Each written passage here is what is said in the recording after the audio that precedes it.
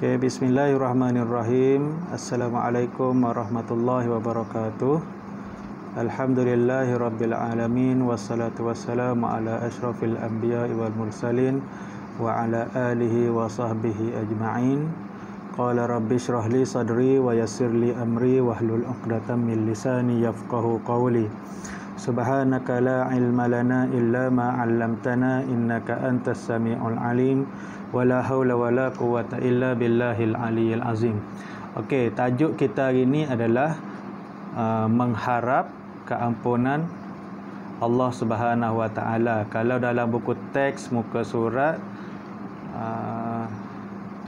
29. Buku teks muka surat 29 bidang Al-Quran. Mengharap keampunan Allah Subhanahu wa taala. Okey, untuk ayat dia saya baca, awak ikut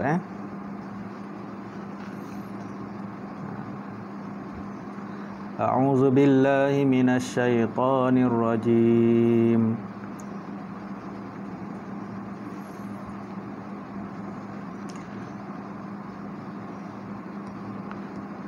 Ameh seorang tak apa meh. On awak punya mic.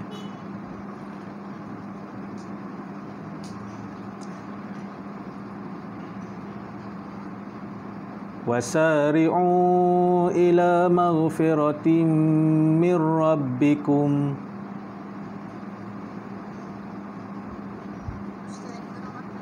Macam ada lah.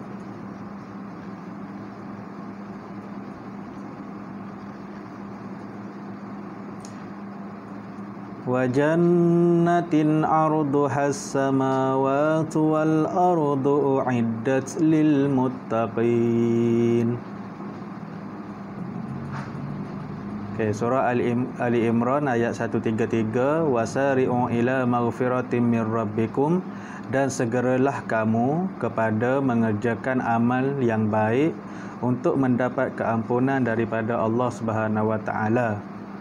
Wa jannatin arduhas samawati wal ardu u'iddat lil muttaqin, dan mendapat syurga yang lebarnya seluas langit dan bumi yang disediakan bagi orang-orang yang bertakwa.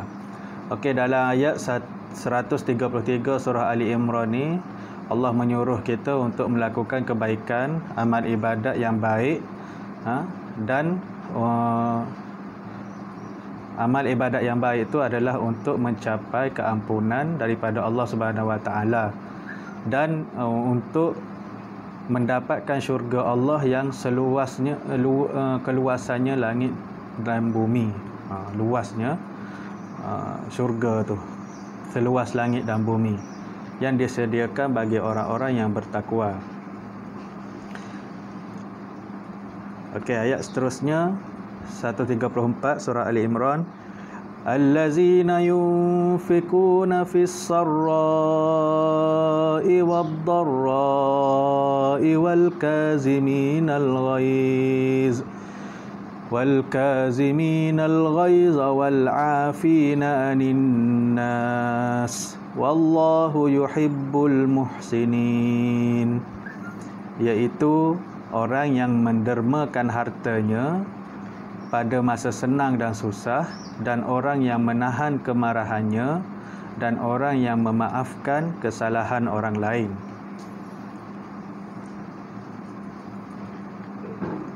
Okey, wallahu yuhibbul muhsinin, dan ingatlah Allah mengasihi orang-orang yang berbuat perkara-perkara yang baik.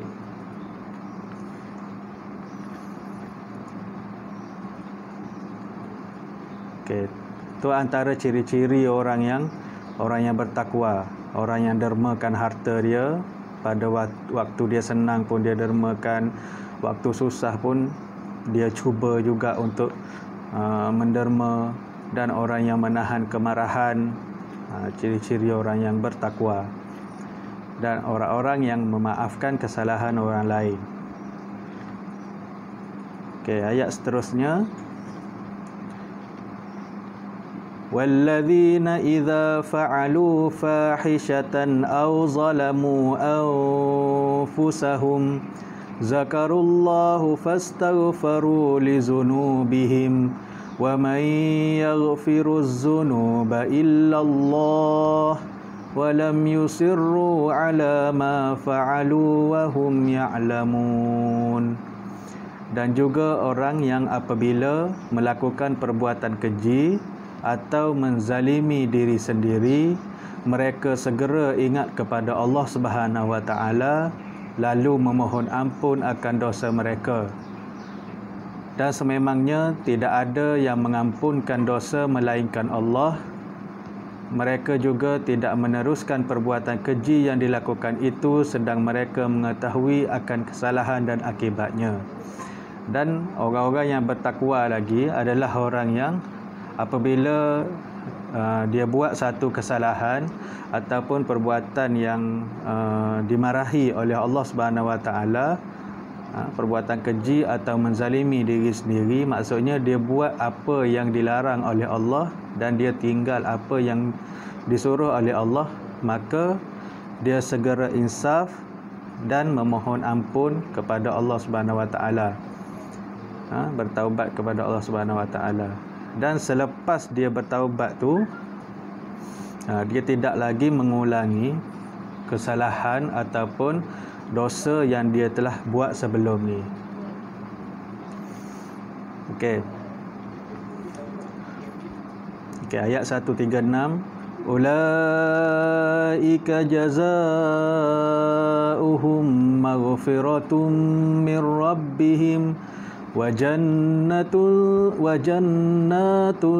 tajri min tahtihal anharu khalidina fiha wa ni'ma ajrul amilin. Orang yang demikian sifatnya, balasannya ialah keampunan daripada Tuhan mereka dan syurga yang mengalir di bawahnya beberapa sungai, mereka kekal di dalamnya, dan yang demikian itu sebaik-baik balasan bagi orang yang berilmu.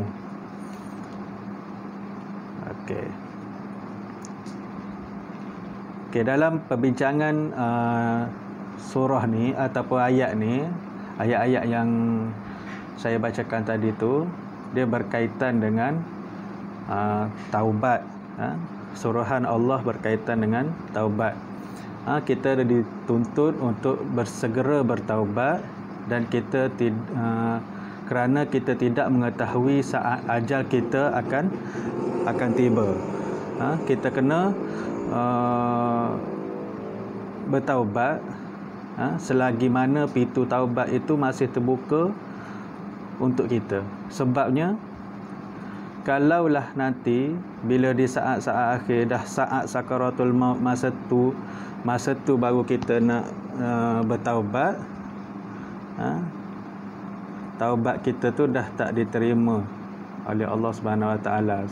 Sama dengan kisah Firaun, kan? Dia dah masuk dalam laut, kemudian kan masa tu dia nak lari, dia nak kejar Nabi Musa tu.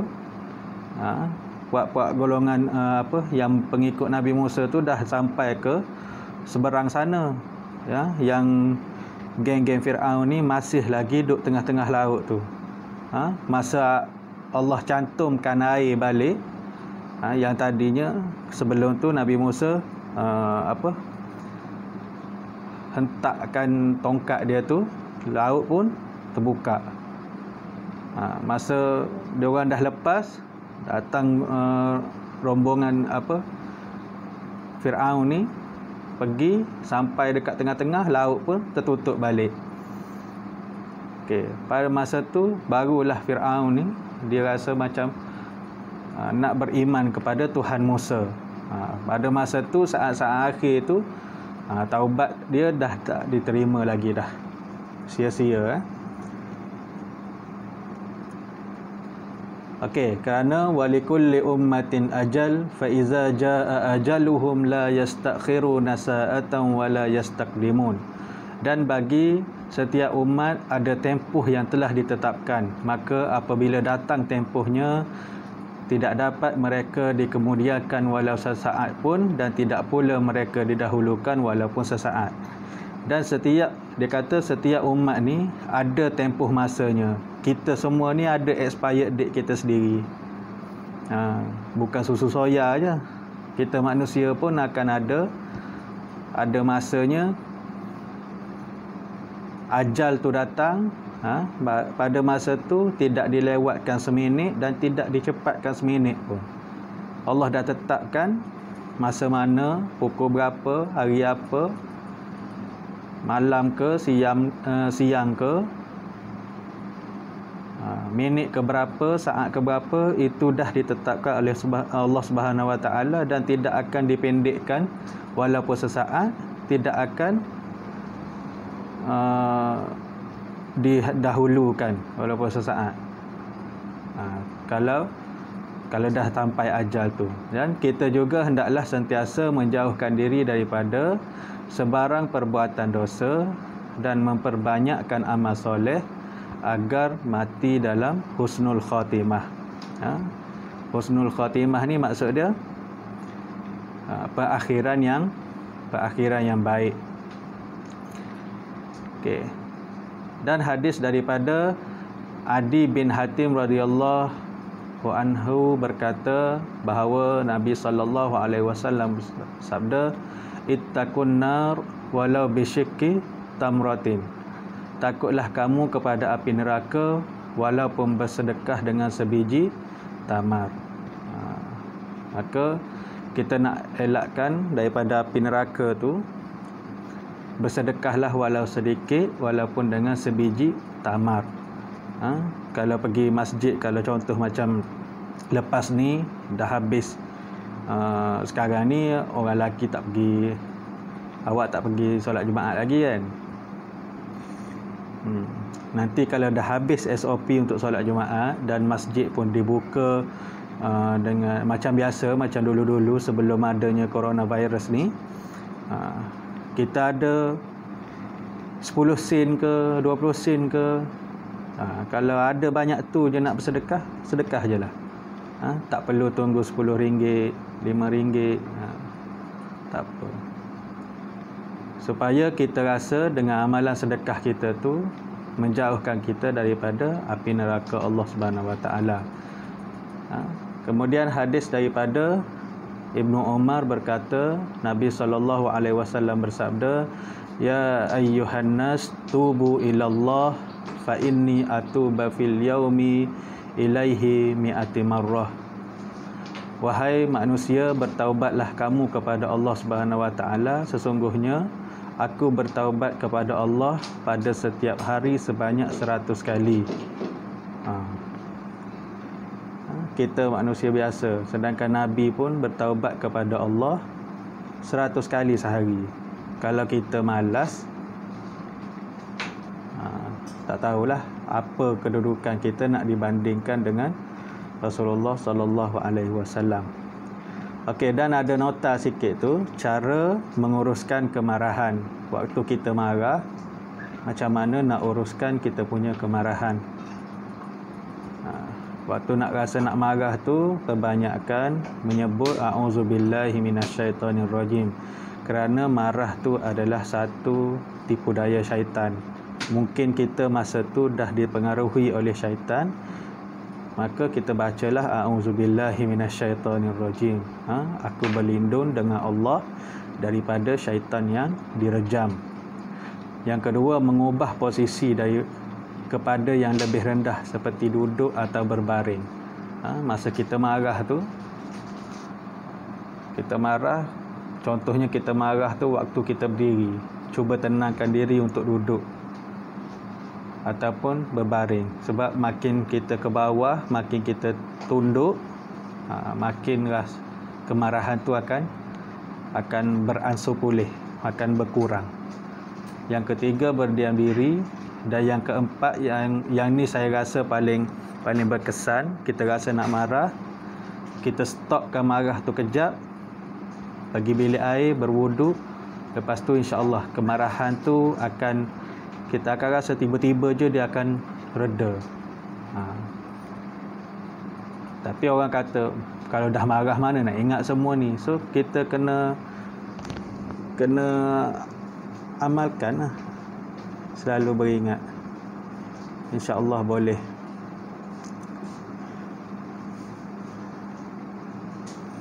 Okey. Next, tuntutan agar segera bertaubat. Okey, maksud taubat kembali mentaati Allah Subhanahu Wa Taala setelah melakukan maksiat atau dosa. Seseorang yang melakukan dosa dituntut untuk segera bertaubat. Amalan ini merupakan ciri-ciri orang yang bertakwa dan Allah Subhanahu Wa Taala menyediakan syurga untuk orang yang bertakwa. Okey, tuntutan agar segera bertaubat. Kalau kita rasa kita ni nak tak nak setiap hari mesti melakukan dosa, kita tak lari daripada dosa. Bahkan dalam hadis yang kita dah baca tadi tu, Nabi Muhammad yang kita tahu bahawasanya baginda adalah seorang yang maksum ataupun terpelihara daripada melakukan dosa, pun beristighfar, bertaubat kepada Allah Subhanahu Wa Taala 100 kali sehari. Apatah lagi kita manusia biasa ni memang tak larilah daripada melakukan dosa. So sebelum tidur istighfar dulu, bertaubat kepada Allah Subhanahu Wa Taala, barulah kita akan rasa tenang. Okey, apakah yang perlu kita lakukan apabila melakukan dosa? Yang pertama, segera mengingati Allah Subhanahu Wa Taala. Rasa buat dosa sikit, nak meniru dalam exam ke, Allah nampak ni. Nak nak curi pensel kawan ke, Allah nampak ni. Kita ingat pada Allah. Sebabnya seorang penzina tidak akan melakukan zina sekiranya dia beriman kepada Allah. Seorang pencuri tidak akan mencuri sekiranya dia beriman kepada Allah. Yang jadi kes-kes jenayah, mencuri, merompak dan sebagainya tu, masa tu dia tak ingat pada Allah Subhanahu Wa Taala tu. Kalau dia ingat, dia tak akan lakukan benda tu. Yang kedua, bertaubat, memohon keampunan dan rahmat Allah Subhanahu Wa Taala. Yang ketiga, berhenti daripada melakukan dosa tersebut, berazam tidak mengulanginya lagi. Ni tata cara untuk bertaubat lah.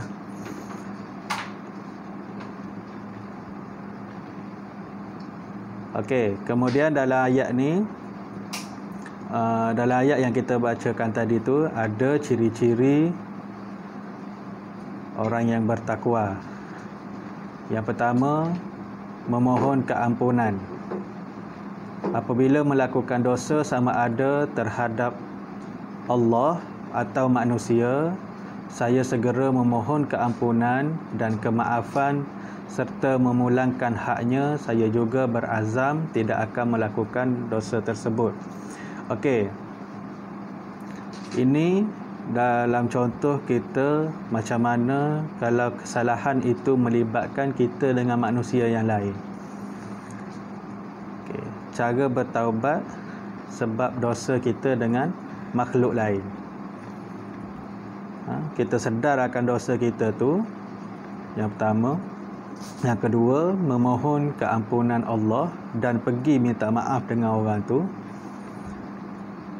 Dan kalau kita terambil hak dia, kita terambil barang dia ke, kita curi duit dia ke, kena pulangkan hak dia. Kecuali orang tu kata, tak apalah aku halalkan. Tapi kita tetap kena sediakan hak dia yang kita dah curi tu. Harta yang kita dah curi itu kita kena kembalikan. Dan kemudian kita kena berazam, pegang kuat-kuat bahawasanya aku takkan ulangi kesalahan ni lagi. Okey. Dan yang kedua, ciri-ciri orang yang bertakwa adalah menafkahkan harta. Menyumbangkan harta sama ada waktu senang ataupun susah. Tengok keperluan. Kalau kita mampu untuk bagi banyak pada jalan Allah, untuk bersedekah, bagi banyak. Kalau tak mampu, bagi sikit. Okay. Saya tetap mendermakannya walaupun hanya sedikit. Tidak ada yang menghalang saya untuk melakukan ketaatan kepada Allah Subhanahu Wa Taala. Okey, yang ketiga, ciri-ciri orang yang bertakwa yang ketiga adalah menahan kemarahan. Saya memilih untuk menahan emosi marah, sedangkan saya boleh melepaskan kemarahan tersebut. Saya yakin bahawa kekuatan emosi ini didorong oleh sifat takwa kepada Allah Subhanahu Wa Taala. Kekuatan menahan emosi itu adalah sifat takwa kepada Allah Subhanahu Wa Taala, dan mengikut emosi itu adalah sifat daripada syaitan yang patut kita rasa kita kena jauhi. Dan yang terakhir adalah memaafkan. Memaafkan, sifat memaafkan ni adalah ciri-ciri orang yang bertakwa. Saya memaafkan kesalahan orang lain walaupun mampu membalasnya. Orang curi duit kita mampu je nak balas balik. Aku dah tahu dah siapa ambil, nanti aku pergilah curi duit dia balik. Bukan susah pun. Kita mampu nak balas, tapi kita tak balas dengan perbuatan yang keji juga. Kita maafkan orang tu. Memaafkan kesalahan orang lain lebih tinggi kedudukannya berbanding menahan kemarahan. Sifat ini menjadikan saya lebih tenang kerana tiada lagi rasa benci dan dendam di dalam hati sanubari saya. Okey. Ya, okey. Boleh.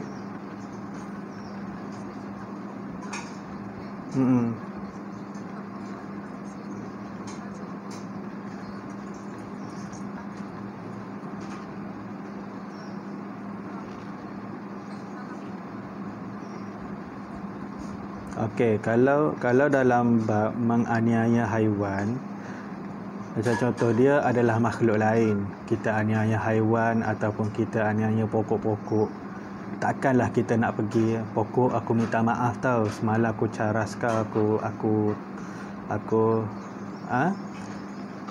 sebab interaksi antara kita dengan pokok tu lah. Interaksi, contohnya awak terbunuh anak harimau. Awak nak pergi jumpa ibu dia. Dia macam tu lah. So untuk haiwan pokok tapi tak semua benda tu boleh kita pergi minta maaf.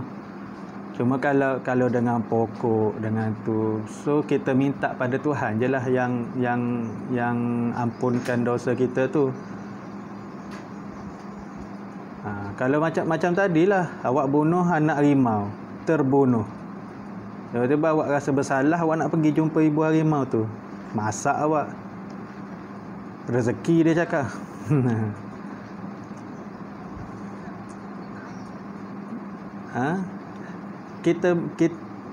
Kalau kita mohon keampunan Allah, insya-Allah Allah akan ampunkan. Dia sebab yang penting kita menyesal dengan apa yang kita dah buat, lepas tu kita tak ulang lagi dah. Kita tak ada dah nak ambil kucing letak dalam mesin basuh ke macam yang kes sebelum ni tu kan. Ada. Tapi macam tu, kes macam tu kejam lah. Tapi kalau dia sekiranya dia bertaubat, insya-Allah Allah akan terima taubat dia. Dengan syarat dia tak ulang dah cerita tu lagi. Dia tak ulang dah perbuatan tu lagi. Jangan hari ni menyesal sebab bunuh kucing, esok tak boleh jumpa kucing, pergi sepak lagi. Macam tu tak boleh lah. Untuk dengan makhluk lain kita minta dengan Allah Subhanahu Wa Taala. Yang bahayanya adalah antara dosa kita dengan manusia. Kita nak minta maaf mungkin segan. Yang macam itulah yang bahaya. Kita salah dengan orang, nak minta maaf kita segan. Sampai bila-bila kita tak tahu orang tu ampun ke tak ampun dosa kita. Okey, Aisyah boleh?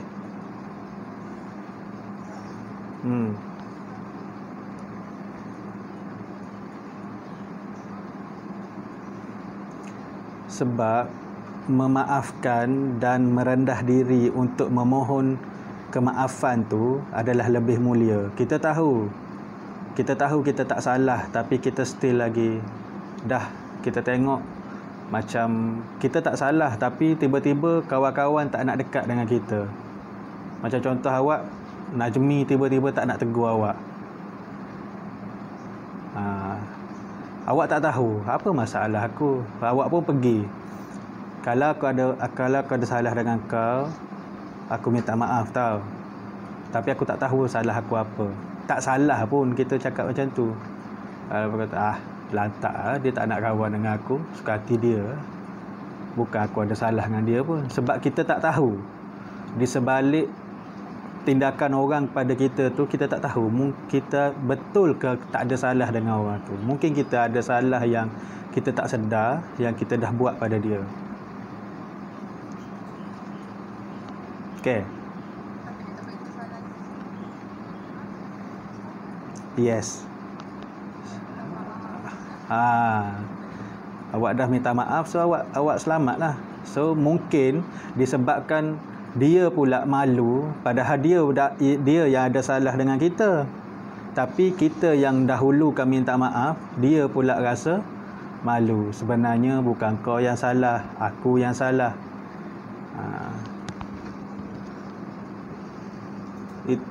Salah satu cara kita nak itulah, tak salah pun kalau kita merendah diri, pergi minta maaf dulu, walaupun kita tahu bukan salah kita. Dan kita dah tolong seorang makhluk Allah tu untuk bermaafan balik. Maksudnya kosong-kosong, tak ada masalah. Dia pun, kita minta maaf dengan dia, dia minta maaf dengan kita. Tak perlu tunggu hari raya. Okey, syarat taubat. Bertaubat daripada dosa adalah wajib. Taubat perlu bersungguh-sungguh dan memenuhi syarat-syaratnya. Jangan kata bertaubat itu bertaubat tu perlu kerana Allah Subhanahu Wa Taala dengan bersungguh-sungguh. Bukan kerana hari ni kita bertaubat sebab yang lain daripada Allah Subhanahu Wa Taala, lepas tu esoknya ulang lagi. Hari ni dah taubat dah, tak nak dah buat benda ni. Esok dah lupa pada Allah Subhanahu Wa Taala, buat balik benda tu. Okey, jika dosa berkait dengan orang lain, maka hendaklah meminta maaf daripadanya, memulangkan haknya atau hartanya dan meminta supaya dihalalkan. Macam yang contoh saya cakap tadilah. Berkaitan dengan orang lain, kita kena minta maaf kepada Allah, minta maaf kepada orang tu. Dan kalau terambil harta dia, pulangkan balik harta dia ataupun hak dia, dan minta supaya dihalalkan apa yang kita dah gunakan. Awak terambil duit kawan RM100, awak dah guna RM20, tapi hantar balik tu 100 juga, carilah bagi cukup. Tapi yang kita dah gunakan RM20 tu, minta juga dia halalkan. Aku dah terguna tahu, tapi tak apalah, aku ganti balik. Aku dah insaf. Hari tu aku curi duit kau ni, aku nak pulangkan balik. Aku harap kau tak simpan benda ni dalam hati. Kau maafkan aku minta halal semuanya. Okey, ingat kepada Allah Subhanahu Wa Taala dengan rasa menyesal atas dosa yang dilakukan. Ingat kepada Allah Taala dan menyesal atas dosa yang kita dah lakukan. Kena betul-betul rasa menyesal, betul-betul rasa bersalah dengan dosa kita itulah. Okey, yang ketiga, berhenti daripada melakukan dosa tersebut dan berazam untuk tidak mengulanginya lagi. Okey, dan yang keempat, beristighfar, memohon keampunan daripada Allah Subhanahu Wa Taala. Ada juga soalan tanya kan, Ustaz, saya berdosa dengan seorang tu, tiba-tiba dia meninggal, tak sempat nak minta maaf. Ada masa tu pergilah jumpa ahli keluarga dia, mengaku akan kesalahan kita tu dan minta sungguh-sungguh pada Allah Subhanahu Wa Taala supaya sebelum si mati tu tadi, dia meninggal, dia dah ampunkan segala salah silap orang lain terhadap diri dia, dan minta Allah ampunkan dosa kita terhadap orang tu. Kita tak tahu kan, kita salah dengan orang ni macam mana.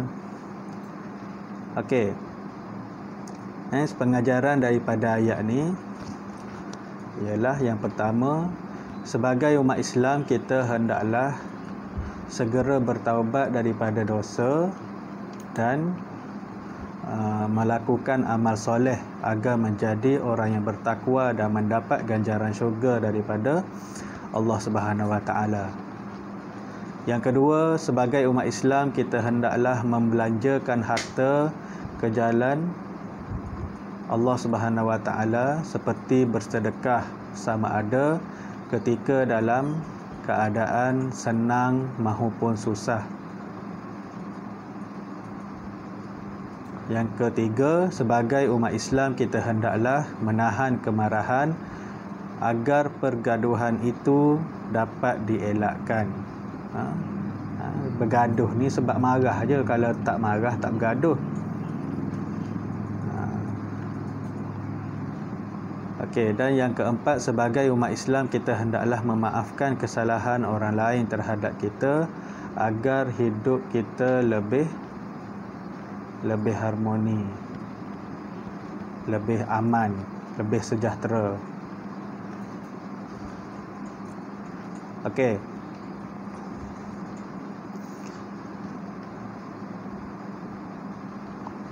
Boleh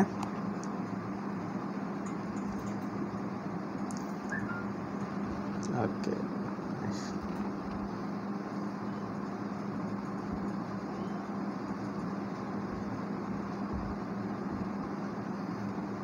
Okey, wallahu a'lam bissawab. Assalamualaikum warahmatullahi wabarakatuh.